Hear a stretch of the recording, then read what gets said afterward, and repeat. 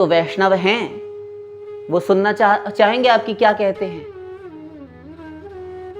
वे कहते हैं, हरि हों सब पतितन कोटि को, अहोरात्राणि पुण्यार्थे तमन्ये वैष्णवम जनम। जो दिन रात प्रातः सायं श्री कृष्ण की प्रीति संपादन के लिए ही कर्म करता है, जिसके अहर्निश दिन रात भगवान की प्रीति के लिए ही प्रत्येक कार्य प्रत्येक चेष्टा करने में व्यतीत होते हैं, उसे वैष्णव जानना चाहिए। फिर कहा, तितिक्षवः कारुणिकाः सुहृदः सर्वदेहिनां, अज्ञात शत्रवः शान्ताः साधवः साधुभूषणाः। हरिभक्ति विलास 241वां श्लोक। सहनशील हो, दुख आ जाए जैसी पर ऐसा सही रहे, जेहि विधि राखे राम ताहि विधि रहिए। हमारे समस्त संत जितने भागवत जन हुए, जितने वैष्णव आचार्य रसिक जन हुए, उन सभी के जीवन में भयंकर से भयंकर असाध्य रोग, सभी जितने भी संत, सबके जीवन में बड़ी दयनीय शोचनीय दशा। हम जैसे पामर प्राणी ऐसा देखते हैं, आंखों में मोतियाबिंद है ना, तो हमें लगता है वो बहुत दुखी हैं। और था भी, ऐसा नहीं कि हमें दिखता है वहां है नहीं, नाटक कर रहे हैं, वो कष्ट होता है। इसके पीछे एक निगूढ़ रहस्य है। संत भक्त बीमार क्यों पड़ते हैं, बहुत दुखी रहते हैं। असाध्य रोग, घोर अपमान, देश निकाला, देश से निष्कासित किए जाना, घर वालों का ना पूछना। ये तुलसीदास जी अभागा कहीं पर भी चले जाते थे, घोर अपमान। कहीं किसी की बारात जा रही है, अगर बाल्यावस्था में कहीं चले गए, बड़े हो गए तब तक, अरे ये अशुभ अमंगली, माँ बाप को खा गया, माँ बाप पैदा होते ही मर गए, इसके बहुत अमंगली, महा अपशकुनी, इसका मुंह देखना पाप है। ऐसे ऐसे अपमान। गुरु करे तो बात समझ में आती है, वो तो भीतर से करुणा लेकर समझाए, अंदर से उसकी करुणा है, वो उसका अहंकार नाश करने के लिए किसी भी प्रकार से इसका कल्याण करके मानूंगा। अभी इसको यद्यपि लगेगा कि ऐसा कहा, किंतु जब इसको अमृत फल की प्राप्ति होगी तब ये समझ जाएगा। इसलिए गुरु नहीं गिनता, किंतु शेष संसार के लोग यदि अपमान करें तो गलत हो जाता है। किंतु कई बार ऐसा भी होता है, संसार तो सम्मान कर रहा है, संसार तो कोई कुछ नहीं कहता कि ये ऐसा है ऐसा है, गुरु बहुत अपमान करता है, गुरुजन बहुत अपमान करते हैं, देखे जाते हैं। ऐसा खाने को नहीं देंगे, बासी रोटी भी नहीं, सब्जी भी नहीं, हरी मिर्च से खाओ, ऐसे ही खाओ, ऐसे ऐसे गुरुकुल। हम ऐसे संतों को जानते हैं। तो ये अपमान, घोर गरलम, घोर भयंकर विष के समान अपमान भक्तों को सहन करना पड़ता है। स्वजन संबंधी शत्रु हो जाते हैं, प्राणहंता के समान।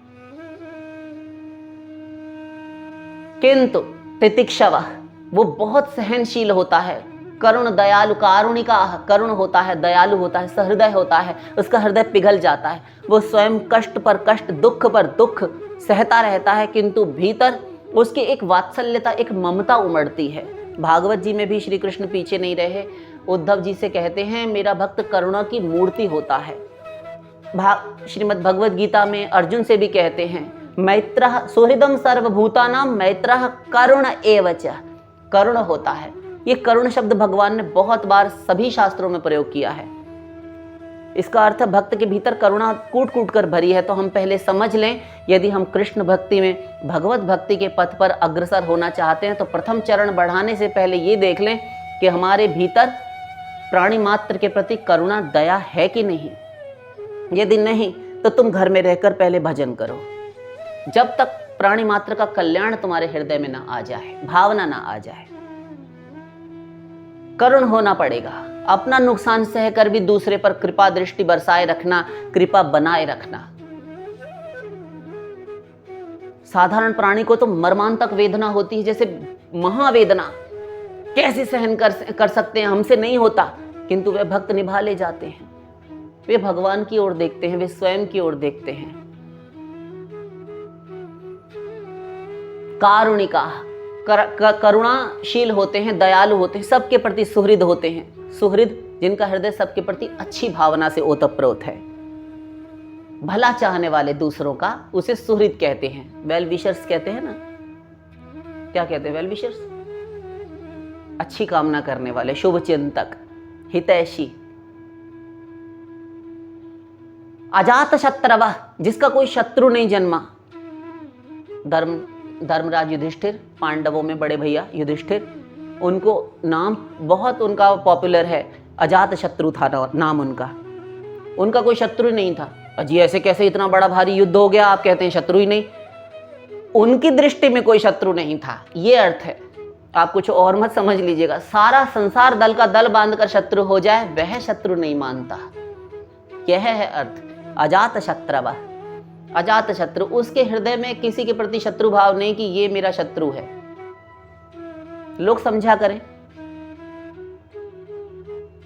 बहुत कठिन है। भजन करना आसान समझते हैं आप लोग। शांत, शांत, काम क्रोध आदि रहित हो, जिसको क्रोध ना आता हो, शांत हो, इंद्रियां, मन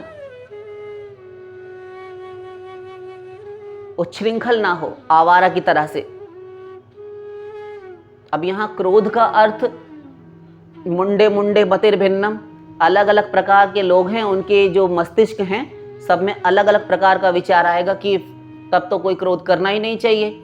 हमारे गुरुजी को तो बहुत क्रोध आता है, हमारे गुरुजी ने तो हमारी आंख फोड़ दी थी, हमारे गुरुजी ने तो ऐसा डंडा मारा था कि हमारा कोहनी से मूल ही खुल गया। ऐसे ऐसे हो चुके हैं। बहुत सारे लोग शिकायतें करते हैं गुरुओं की कि ऐसा ऐसा। गुरु क्रोध करते हैं, महापुरुष क्रोध करते हैं तो हमें कुछ बनाने के लिए करते हैं। शिष्य एवं अपने स्वपुत्र का ताड़न भर्त्सन करते हैं उनके कल्याण के लिए, यह आवश्यक है, किंतु भीतर उनके केवल और केवल कल्याण भावना ही निहित रहती है। इतना यदि हम जान लेंगे तो कभी हम नाम अपराध, गुरु अपराध नहीं करेंगे और हमारी भक्ति उनमें दृढ़ता से जम जाएगी।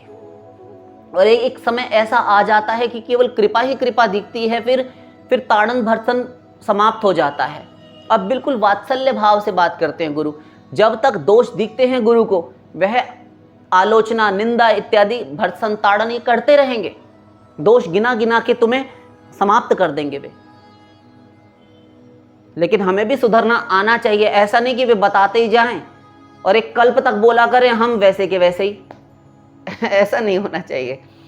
तो और साधुओं के जो आभूषण, तुलसी, कंठी माला, यह कहा गया है भूषणाः, श्लोक में कहा गया, अंतिम पद है भूषणाः।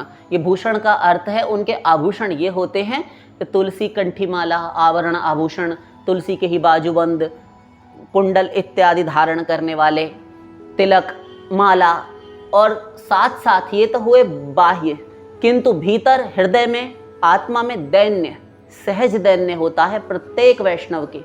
दीनता, स्वयं को कुछ ना समझना, अमानित्व अर्थात स्वयं को कुछ मानता ही, निष्किंचन, अकिंचन, अपरिग्रहशील। अमानिता, स्वयं को कुछ समझते नहीं है। कहते ना कि पता नहीं अपने आप को क्या समझता है, वो कुछ नहीं समझते। वे तो ये भी नहीं मानते कि हम सेवक हैं, हम वैष्णव हैं। वैष्णव बहुत बड़ा पद है। ध्यान दीजिए, ये वैष्णव स्वयं को कहते फिरते हमने बहुत सुना है, हम वैष्णव हैं। हम लहसुन प्याज को हाथ भी नहीं लगाते, सब जगह बोलते फिरेंगे, कोई पूछे ना पूछे हम वैष्णव हैं। ये अभिमान है, कोरा अभिमान, निरा अभिमान। ये वैष्णव होने का परिचायक नहीं, सूचक नहीं, ये चिन्ह नहीं। यदि वैष्णव होगा तो अपने मुख से कभी नहीं कहेगा कि मैं वैष्णव हूं। और जो वैष्णव हैं वो सुनना चाहेंगे आपकी क्या कहते हैं। वे कहते हैं, हरि हों सब पति तन कोटि को, मोसम कौन कुटिल खल कामी।